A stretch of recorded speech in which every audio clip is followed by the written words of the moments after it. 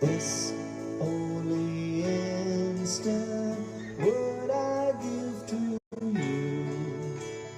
Be you in charge. This only instant would I give to you. Be you in charge. For I would follow you now. I would follow you now.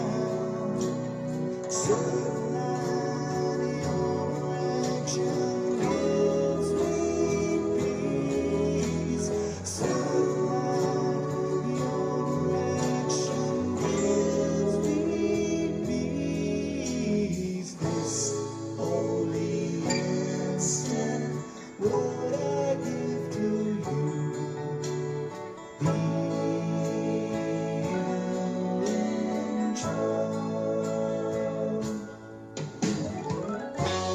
Now that we're coming to the end of this millennium, we're getting ready and prepared to meet our Creator. And as we join each other's hands and let go of everything that separates us, we're going to start remembering who we really are. And as this memory springs to our minds, the joy, the peace, and the love that we're going to feel, it's going to totally overwhelm us as God takes that final step, taking us home.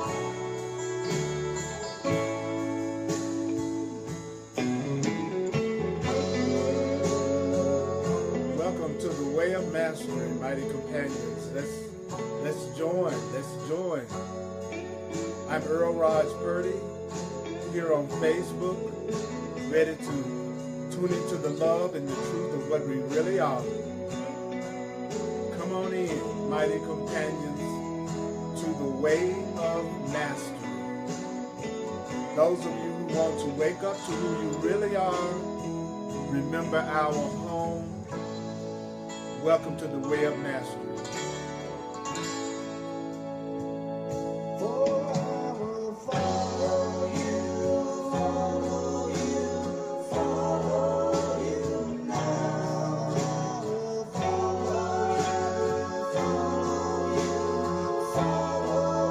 you now. Certain that your direction gives me peace. Certain that your direction gives me peace. This holy instant would I give to you instead. Be you in charge.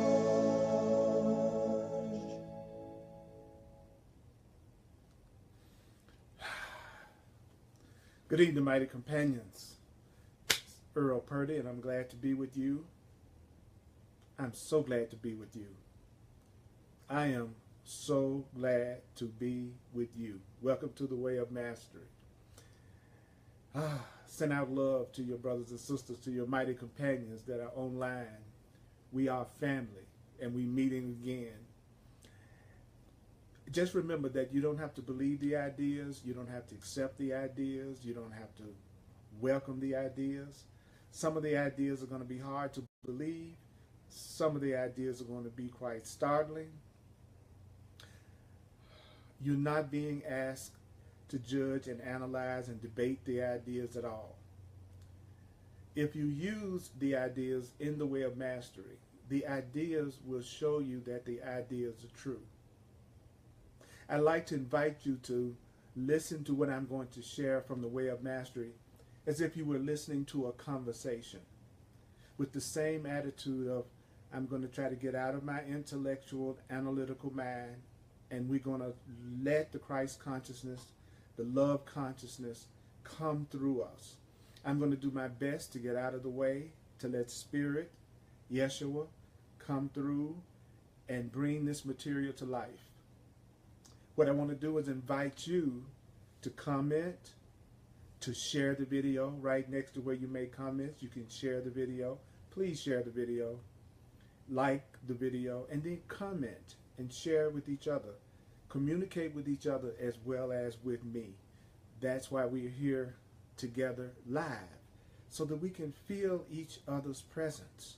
That's the beauty of a live Facebook broadcast. Tonight, we're going to be on page 370 in The Way of Mastery, in part 3, The Way of Knowing, part 3, The Way of Knowing, and it's on page 370, and the section is called Coming Home to Love. The section is called Coming Home to Love. That's the one that we're going to do tonight, Coming Home to Love. I'm going to go through the paragraph, and then I'm going to say it in a way that hopefully we'll be able to really get the message, the takeaway, and then we're going to go on to the next one. And I'll also, when I can, share comments and that you've made, as well as respond to questions that you might have. The first thing it says on page 370 is to come home means to know love. So when the title says coming home to love, when it says coming home to love, it's talking about coming home means I'm ready to know love. Are you ready to know love? I am so ready to know love. I am so ready to know love. There's such a call for love going on right now in our country. There's such a call for love going on right now with everyone that I know. It's just amazing how much healing and how many things are coming up right now that need to be healed with everyone I know, people that I counsel with, friends, relatives, and the world situation. So we are in the lab. This is not our home. We're spiritual beings having a human experience. We are divine beings having a human experience, and we're learning how to remove the blocks to love. So to know love means that you can no longer tell where you end and where God begins. So how do you know when you're really knowing love? Well, you won't be able to tell where love begins and you end. That's the way it is when you merely love. And I want you to think, I like to use the term real love, because the love that, what I've learned from the Way of Mastery and A Course in Miracles and A Course of Love, is that what we call love, human love, is really based in something that's called specialness. And special love is an exclusive love. Special love isn't a love that includes everyone. And a special love is based on bargains, and it's based on scripts. I'll do this for you if you do this for me. So when we talk about love, when we're talking about love at the level that the Way of Mastery is talking about love, we're talking about a real love. We're talking about an unconditional love. So if you really know love, if you really come home to love, what kind of person would you be? Well, it says, such a one rests in the perfect certainty of love so deeply that the thought of restricting another's freedom cannot even arise. So when you have gotten into the real love that the Way of Mastery is talking about, it would never cross your mind to restrict somebody else's freedom. When you are really in tune with the real love that you are, Earl, when you're really in tune with the real love that you are, Raj, you would never even consider trying to limit somebody else's freedom. You would not even consider trying to restrict somebody else's freedom if you have really gotten in touch with what real love is. Why would it? Why would the idea of restricting somebody else's freedom come up in your mind if you have really gotten in touch with real love? For instance, if your cup is truly overflowing, would you require another to place their half-filled glass before you, demanding that you need to possess their glass? I mean, if I have an overflowing glass, why would I want to take somebody else's glass that's half full and tell them that I needed their half full glass if I'm really full of love? So what is one of the other characteristics of love? What is one of the other characteristics of real love? Well, and this is a kind of catchy one. The way of Mastery says, love allows all things, love embraces all things, and love trusts all things, and so it immediately transcends all things. So how do you transcend all things? You transcend all things by allowing all things. You transcend all things by embracing all things. And you transcend all things by trusting all things. Now, readiness is not mastery. So because I am ready to learn what real love is, because I'm ready to come home to real love, it doesn't necessarily mean that I have mastered my ability to get my ego, my fears, my programmings out of the way to the point that I, at this particular moment, don't try to restrict anybody else's freedom, that I allow all things, that I embrace all things, that I trust all things. There may be a part of me blocking me from doing that.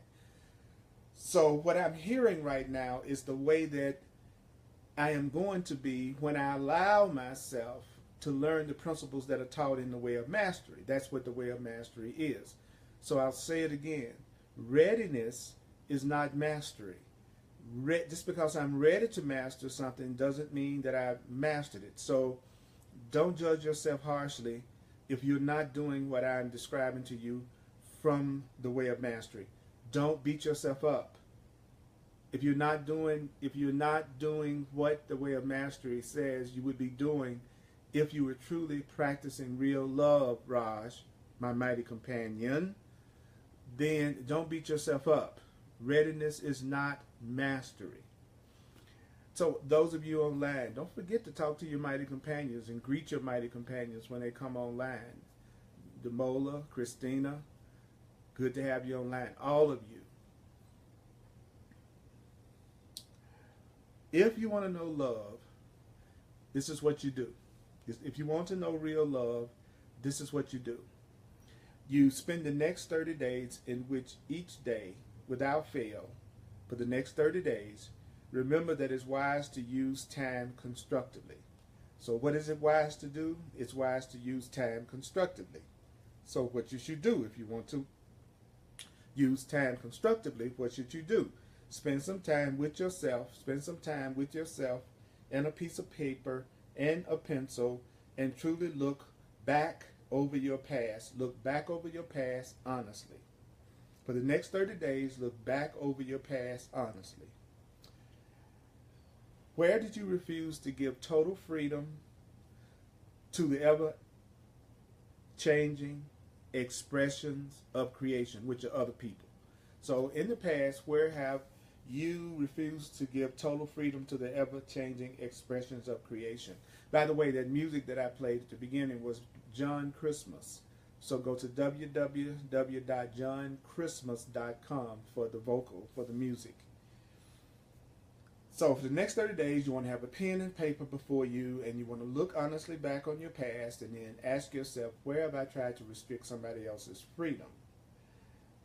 Have you ever judged a politician? Have you ever judged a politician? Have you ever judged a politician?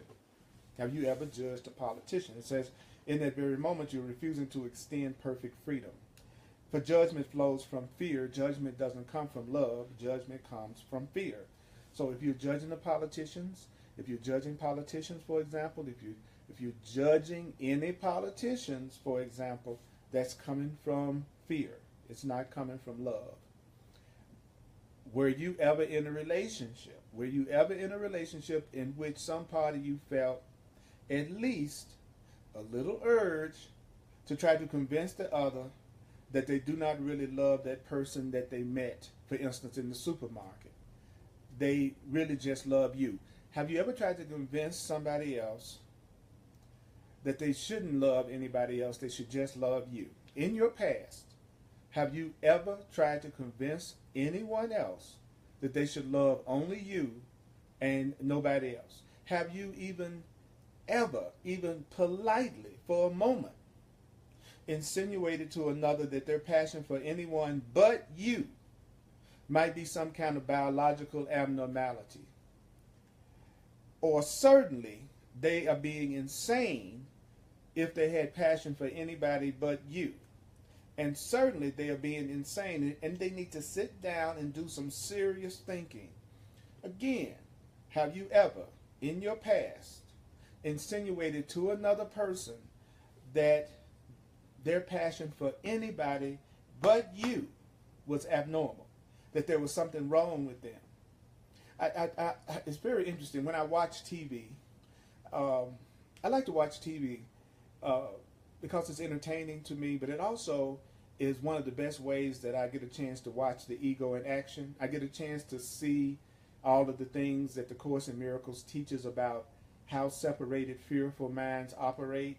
And then I get to the point that I try to predict exactly what they're going to do before they do it based on what I learned in the Way of Mastery and A Course in Miracles about how a fear-based mind operates. And I'm freaked out by how accurately I can predict what's going to happen before it even happens, because the Way of Mastery, the Course in Miracles, the Course of Love, and other wisdom texts, they teach you exactly what a person is going to do who is asleep. And a person who's asleep is a person that's unaware of their spiritual identity. They're unaware that they are loved. They're unaware that they are one with everything that they see, and they're unaware of their innocence. And so there's a certain way a person is going to behave if they have lost the awareness of the truth. And so when you look at TV, a lot of times what you're seeing in the various dramas are everything that the truth is teaching being acted out.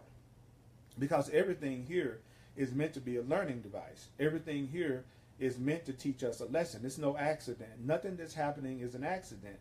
Everything that's happening is teaching you something that you need to know in order to wake up to who you really are.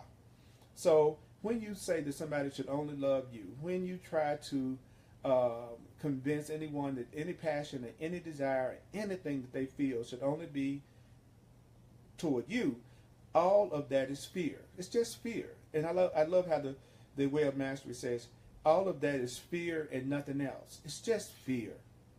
When you're insecure, when you're jealous, when you're possessive, it's just fear. That's all. It's just fear. That's all. It's just fear.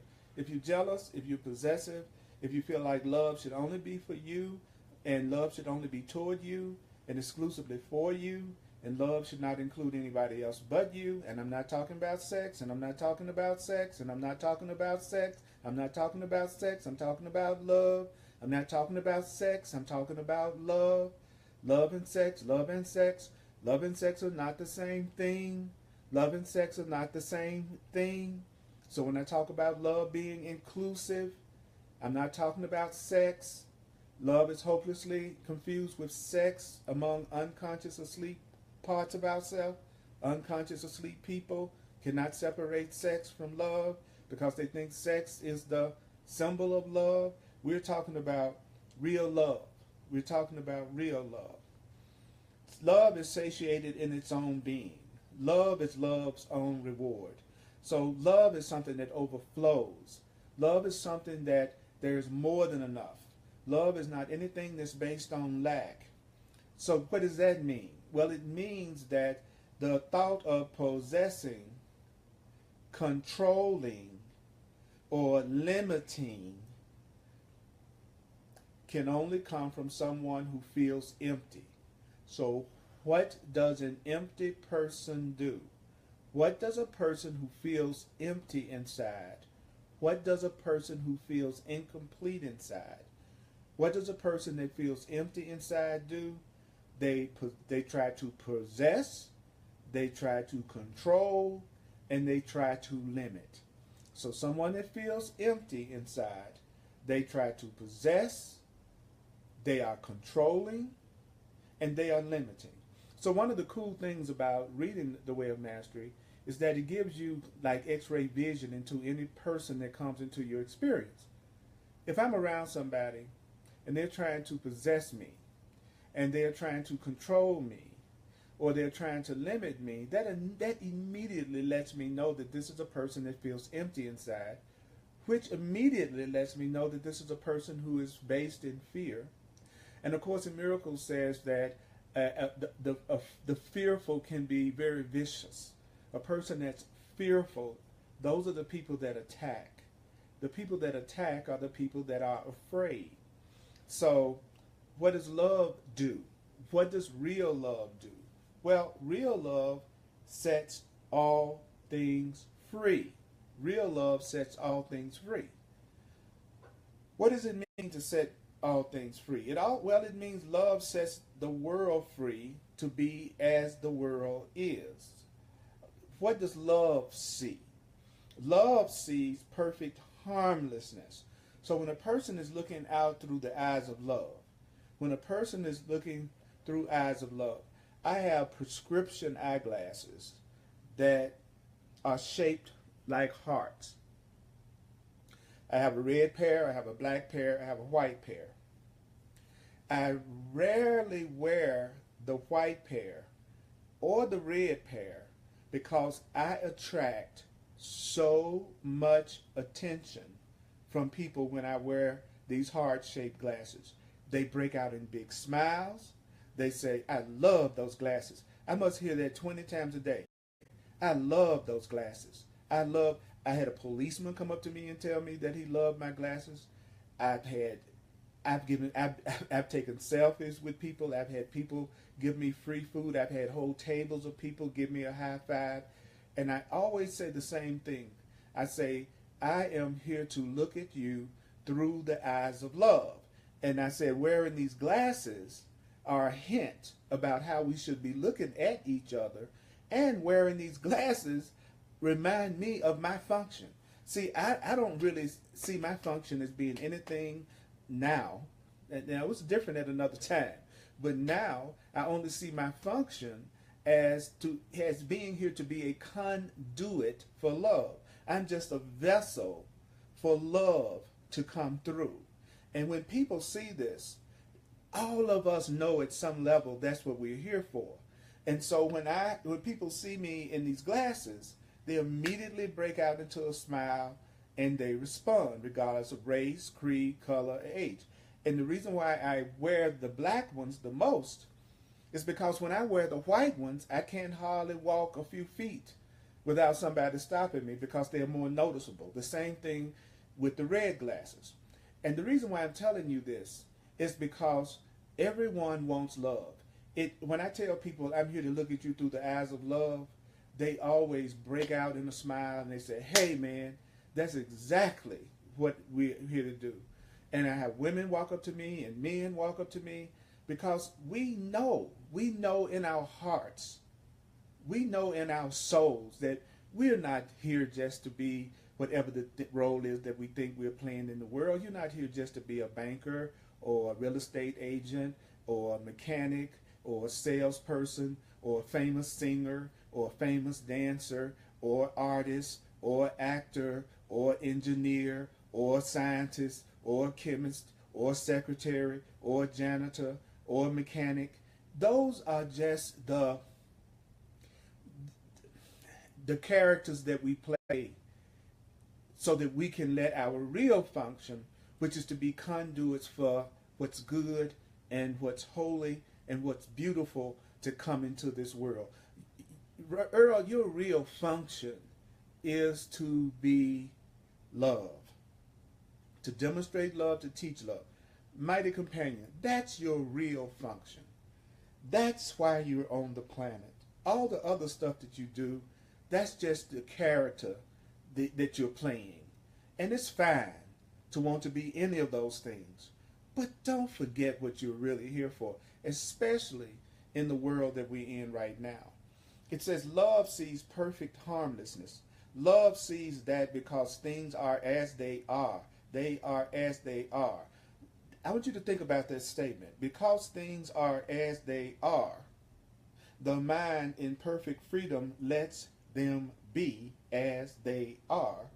And so a mind of love sees things as utterly harmless. So if I'm looking through my love eyes, even though it's hard to believe, because if I'm looking through the eyes of fear, I'm going to see things that make me feel afraid. So a person who's looking at the world through eyes of fear, when you tell them that when you look through the eyes of love, that you don't see anything that's harmful, that you don't see anything that can hurt you, they think it's a bunch of crap, because through their eyes, they see things that threaten them, because it's the nature of the mind to see whatever it believes and what it wants to see. So when you're trying to convince a person that's full of fear and anger and depression that the world is full of love and light and joy, they think you're out of your friggin' mind, because that's not their experience. They are seeing their own thoughts. And if their thoughts are rooted in fear and anger and depression and upset, then they have a world that reflects that back to them. But it is still your function to learn to it's still your function to learn how to see things through the eyes of love. It's still your function to allow your inner guide and your inner teacher to teach you how to remove all the blocks to the awareness of love's presence.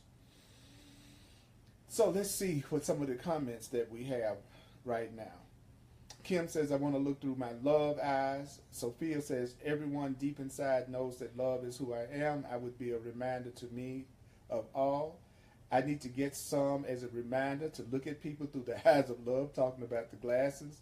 And they are very inexpensive when you buy glasses online, by the way. Exposing fear, that's your thing. I want to, Julie says, I have to admit that I've done that. Talisha says, all judgment comes from fear. Demola, hello, brother, much love. So it's important to recognize, and I want to invite those of you who've never commented or never shared to take advantage of the fact that we are here together, and we're here together live. Take advantage. Don't be shy. Go ahead, or at the very least, send some hearts and some smiley faces to let everybody know that we are in this together and that you are hearing what I'm saying and you are participating. So it says, love sees that the world that is shown to you through the body mind. Now, what is the world that's shown through you through the body mind? Well, the world that's shown to you through the body mind is this world of buildings, automobiles, pollution, pristine beaches, desert expanses, towering trees, lakes, ponds, this world of torment in the mother whose child has just died, this world of torment in the heart of a child who has just buried their parent, this world of peace, this world that contains all possible expressions of consciousness. This world, even with everything that I just mentioned, this world is in reality perfectly harmless. Now, when I say stuff like this world is perfectly harmless, there's a part of me that goes, man, that's the biggest bunch of crap you have ever said. And it wants to point out everything in the world to make me think that's not true. But this world that you experience in this right now moment, this world cannot add anything to you. This world can't add anything to you, and this world can't take anything real away from you. This world cannot add anything real to you, and this world cannot take away anything from you. It can take nothing away. In reality, this world can take nothing real away from you. In reality, this world can take nothing away from you, Earl. In reality, this world can take nothing away from you, mighty companion. So in this moment, in this now moment, where are you? Where are you? What do I mean when I say, where are you in this now moment? Are you in love in this moment? Did you just lose your job? Did you just have something happen to you that you think it represents some kind of loss? And did you just lose something, or did you just appear to lose your job, and you think the problem that is disturbing your peace is that you have no job? Do you think that the thing that's disturbing your peace is that you have no money? Do you think that the thing that is disturbing your peace is that you have no lover, no partner, no mate? Do you think that the thing that is disturbing your peace is that you don't have a house? Do you believe that the thing that's disturbing your peace is that you don't have the kind of job or career that you want? that is not what's really disturbing you. That's not what's really disturbing you. According to the way of mastery, that's not really what's disturbing you. Would you like to know what is really disturbing your peace? I'm going to tell you what's disturbing your peace, for real. What is disturbing your peace is that the loss of job, for instance, has flushed up for you your deep identity with and as the body. The thought that you need, the thought you think the body must survive, the thought that you think that the body must survive, that's behind the fear of losing anything in this world. It's somehow connected to the thought of the body. It's somehow connected to the thought that you are a body, that the body must survive and continue. Think about it. What are you trying to go to work for? What are you trying to get the job for? Usually so that the person can earn some money, so that they can feed, house, and clothe the body. It's the body that needs to be fed, housed, and clothed. Fear in this plane can always be ultimately traced back to the belief that you are only a physical body. And perhaps you say, darn it, it has to do it in the same level of material comfort that I knew yesterday. So not only am I identifying with my body, and I'm concerned always about the survival of my body, it's got to survive better than it did yesterday. I've got to have more. I've always got to have more. When I'm operating from a place of limitation, when I'm operating from a place of fear, when I'm operating from a place in which I have forgotten my true spiritual identity, when I have forgotten that I am consciousness, when I have forgotten that I am divine, when I have forgotten my relationship to my Creator, when I have forgotten my relationship to God, I go into fear, fear of survival. So, can you understand that when your love is so complete, it no longer matters if the body-mind exists tomorrow? Can you understand that when your love is so complete, it will not even matter to you if your body exists tomorrow? When you really know who you really are, Earl, when you really know who you really are, mighty companion, when you really know who you really are, you will not care whether the body-mind exists tomorrow. Because where would you go? You are but the field of love. You are love. And love is unlimited. And love is everywhere. So if you knew yourself as an unlimited being that existed in all time and space, that you were so huge, so large in your consciousness, and in your mind, and in your awareness, and in who you are, that the body would be like the tip of a pen, you would not even be concerned about whether or not the body even existed tomorrow. Your essence, do you know? And let me tell you, do you know your essence, who you totally are? It is unchanging forever. So what are you? You are pure spirit. You are pure spirit. You are pure spirit. It's time to go to the rock and roll church. It's time to go to our rock and roll church. Welcome everybody. Welcome everybody. Welcome everybody to rock and roll church. Rock and roll church. Yeah, you know a nice word. Nothing like it on earth. Now there's a rock and roll church.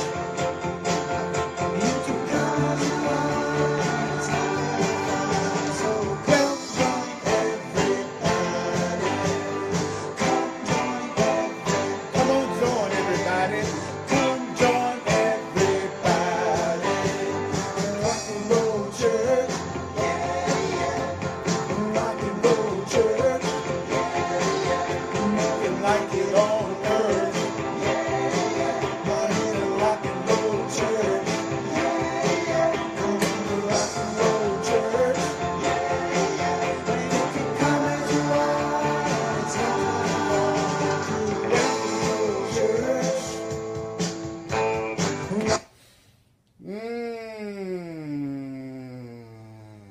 This is Rock and Roll Church. Come as you are. Let's join.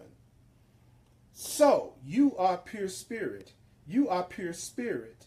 You are pure spirit. You are pure spirit. So, if you just lost your job, if it looks like you're going through a real challenge right now,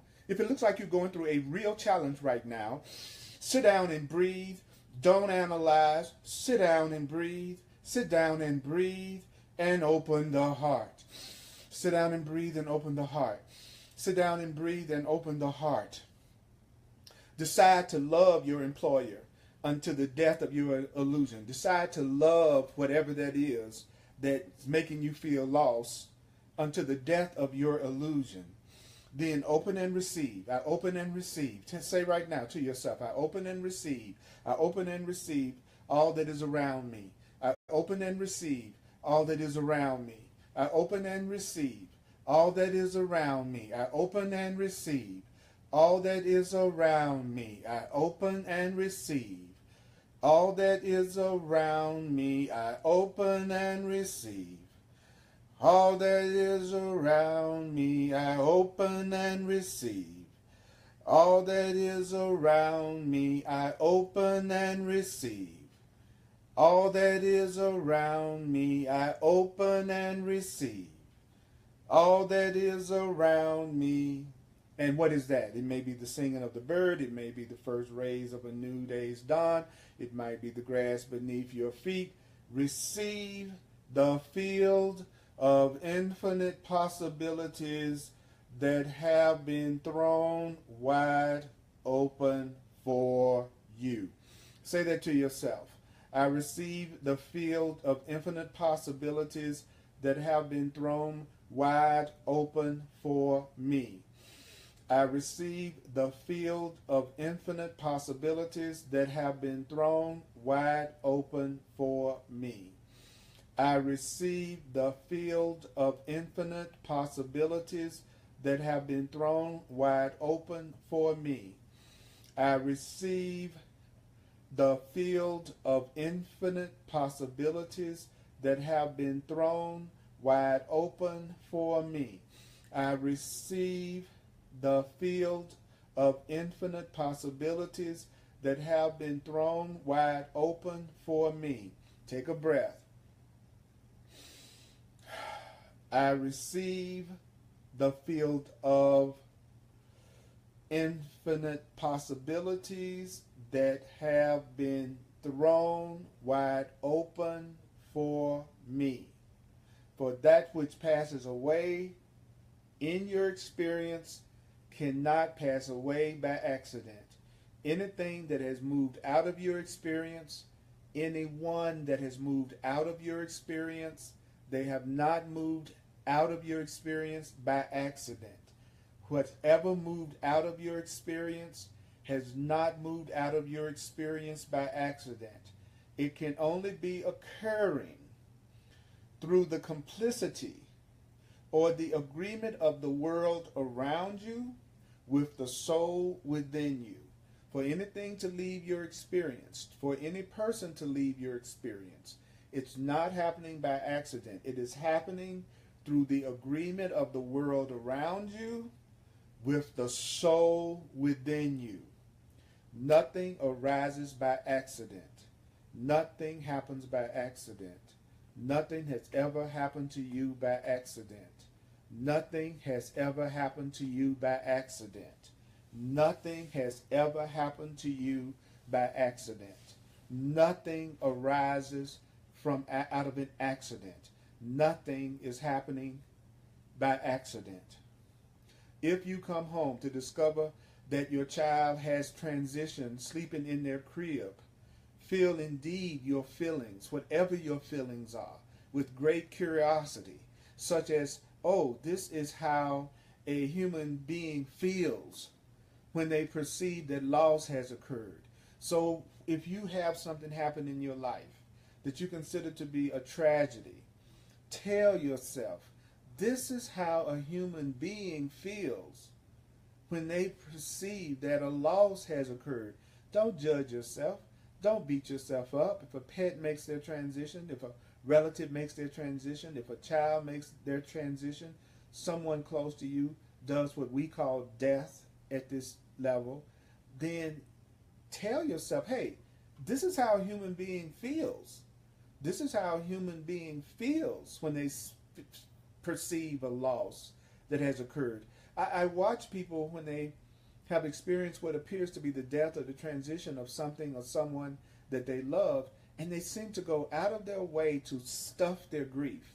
They seem to go out of their way to not feel the feelings that they're feeling, almost as if it's a sign of weakness to feel whatever you feel. Remember, love allows all things.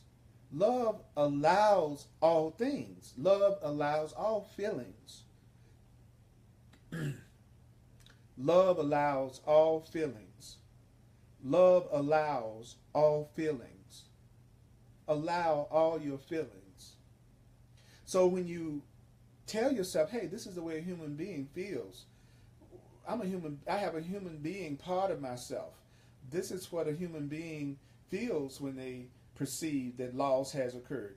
And then you go, and I will bring love to this moment. I will bring love to this moment. I feel my loss, and I'm going to bring love to this moment. And feel this. I'm going to feel this as deeply as I can. I'm going to feel whatever I'm feeling right now as deeply as I can, because I want to embrace whatever I'm feeling right now with reality. And what is reality? Reality is with love. So if something comes up, something that makes you feel like there's been some type of a tragic or deep loss in your life, say to yourself, oh, this is how a human feels when they feel like they've lost. And I will bring love to this moment. I'm going to bring love to this moment. I'm going to feel my feelings deeply as I can. I'm going to feel my feelings as deeply as I can because I want to embrace it. I want to embrace this. I want to embrace this with reality. I want to embrace this with love. Then the next thing you do is look with gentleness upon, for instance, in this case, it was saying if a person had experienced what we call crib death with a child, he says, then look with gentleness upon this tiny form of lifelessness. And if it could be a pet, it could be a relative, it could be a friend, it could be you being at a funeral looking down at a body in a casket. You go, I'm going to feel what I feel as the loss that has occurred. I'm going to bring love to this moment. I'm going to feel whatever I feel, including my grief, as deeply as I can, because I want to embrace this. I want to embrace it with reality.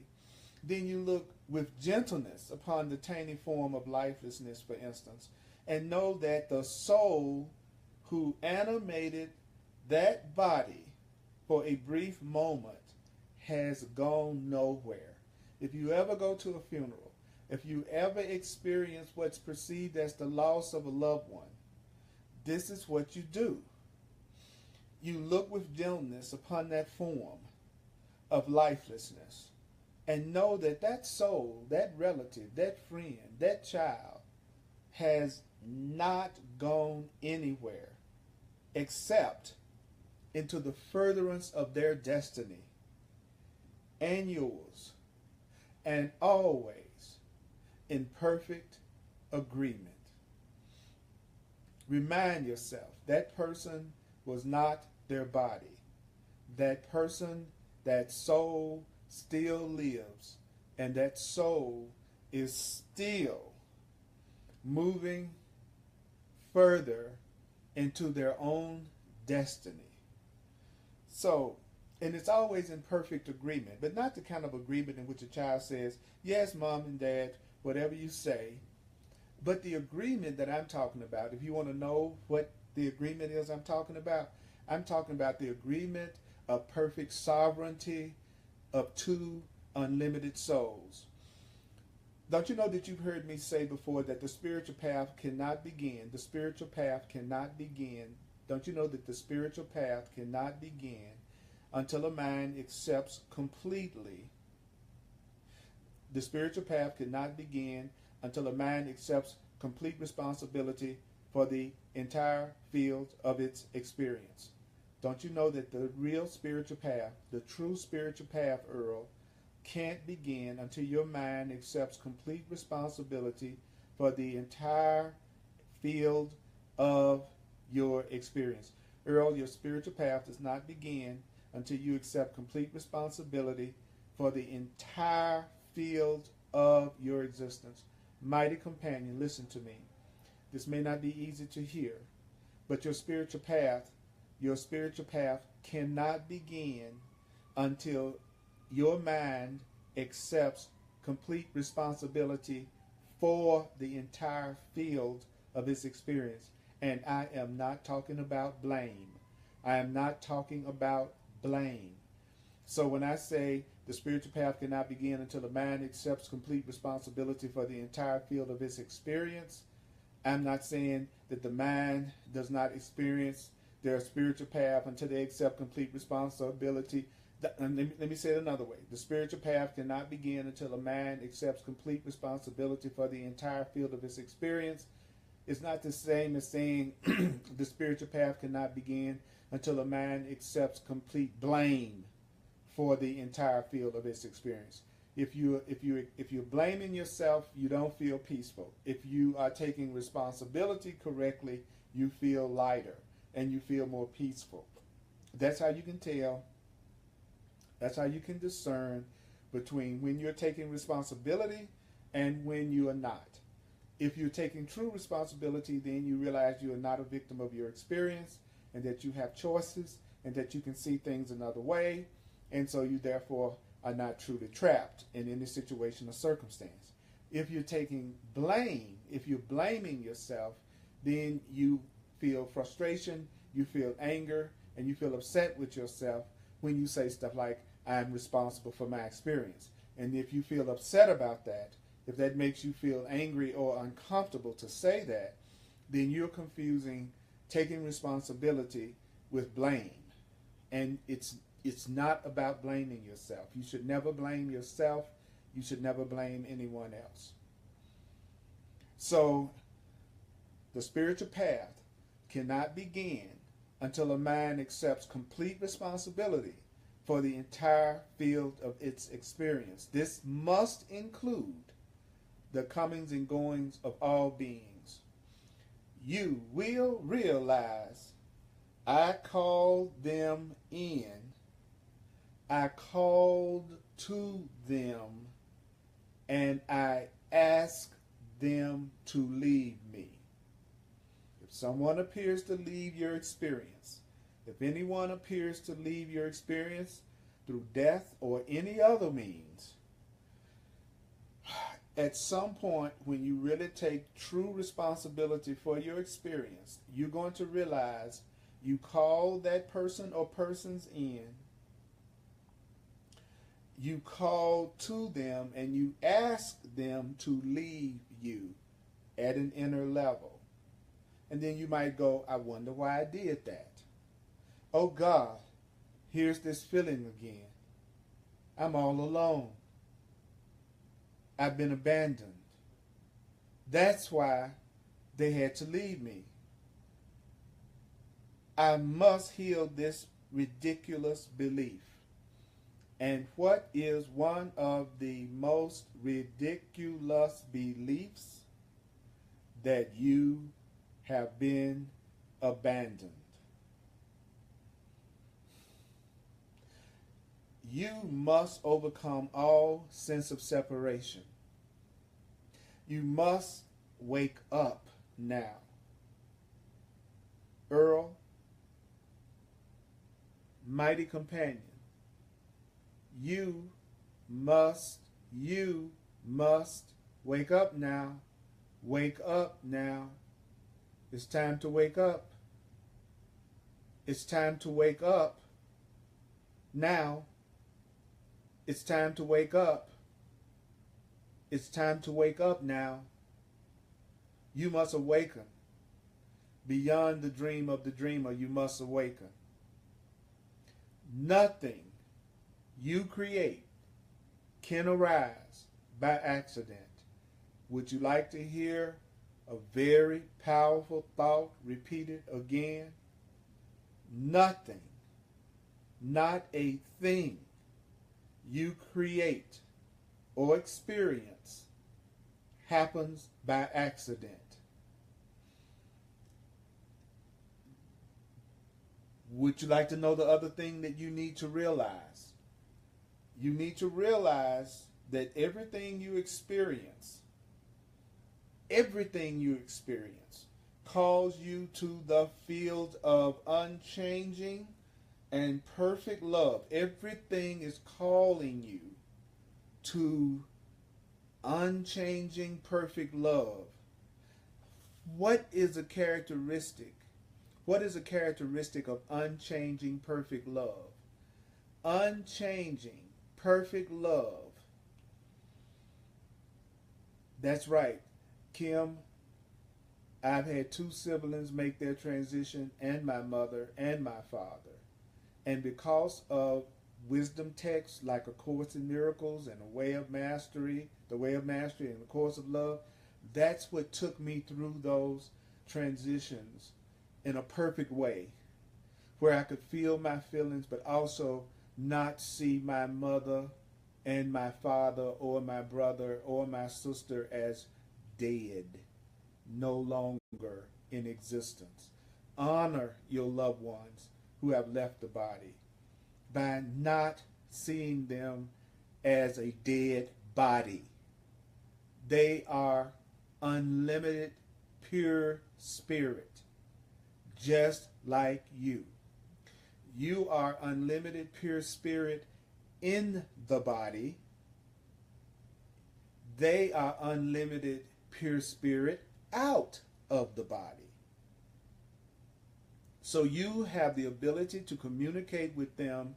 If you don't kill them in your mind, you can still feel their presence and you can still communicate with them. Those who have made transitions in your life are not dead.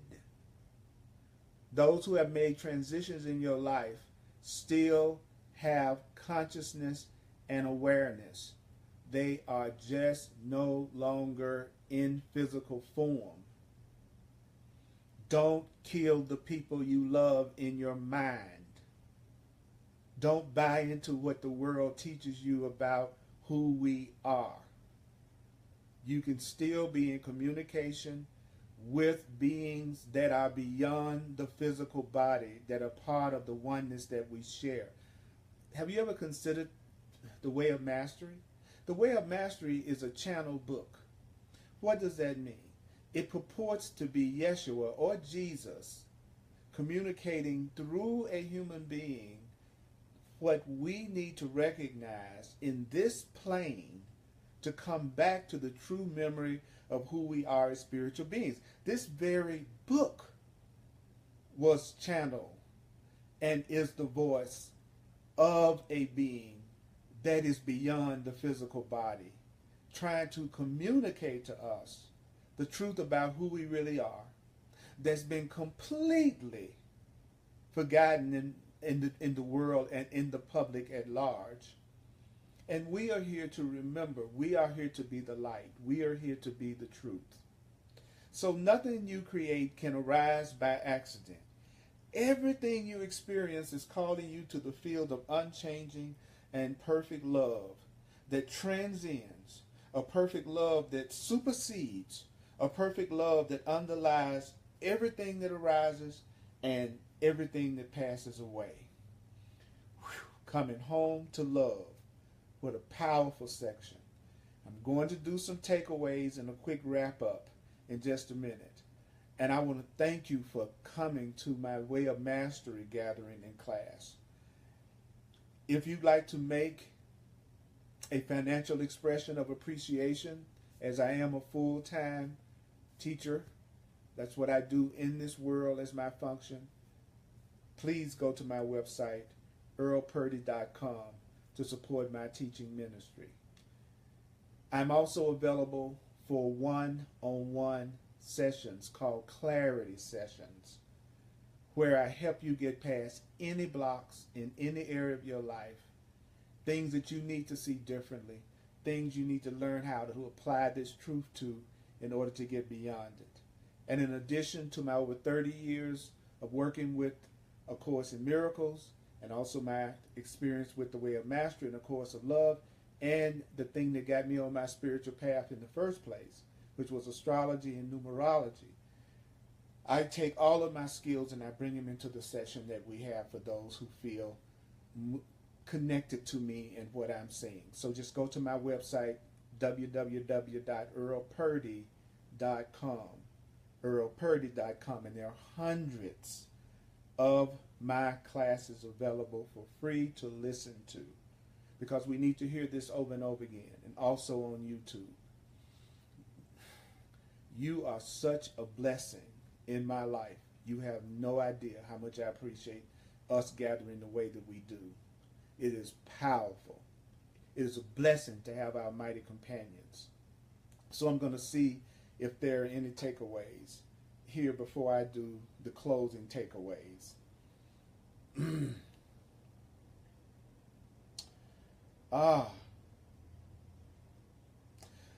Demola says, Brother Raj just demonstrated allowing all things right in front of us by answering that powerful question from Kim. And Kim says she talks to her departed and even writes letters to them. Myrna says, A Course in Miracles taught me that my mom is unlimited. I feel her still. That's right, Myrna. Do not buy into what the world says about us just being bodies that die. And remember that we were told tonight that if you really know the real love that you are, if you really know the unlimited being that you are, then you don't even care whether your body is ultimately here or not, because you know you are more than your body. That doesn't mean you'll be careless. Don't treat yourself like that your body like is valuable. You just recognize it's not you. And Claire says, I have not been abandoned. You have not been abandoned. And Julie says, this is really deep and profound to me. Julie, it's deep and profound to me. Dive right into the discomfort. Feel it all. Go through this section over and over again when it comes to how to deal with what appears to be transitions. Open your heart.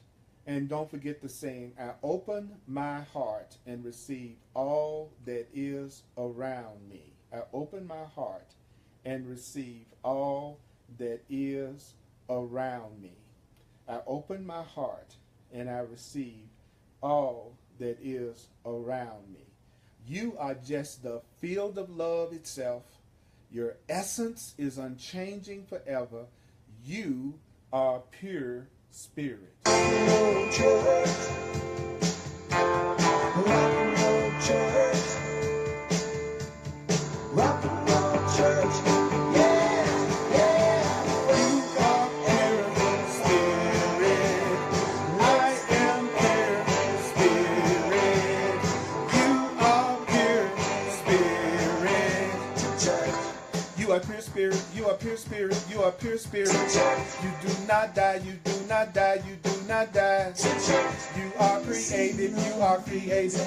You are created. There's a road that leads to the only place where there is no sin, where your guilt has never been, where your redemption lies, where you can never, never die. Welcome everybody. Welcome everybody. Welcome everybody to church. You are spirit. You are spirit. I am spirit. You are spirit. You are spirit. I am spirit. You are spirit. I am spirit. You are spirit. I am spirit. You are spirit. We are spirit. We are spirit. We are spirit. We are spirit. so great to be with you, mighty companions. It's been a blast. I'll see you next time. Mwah.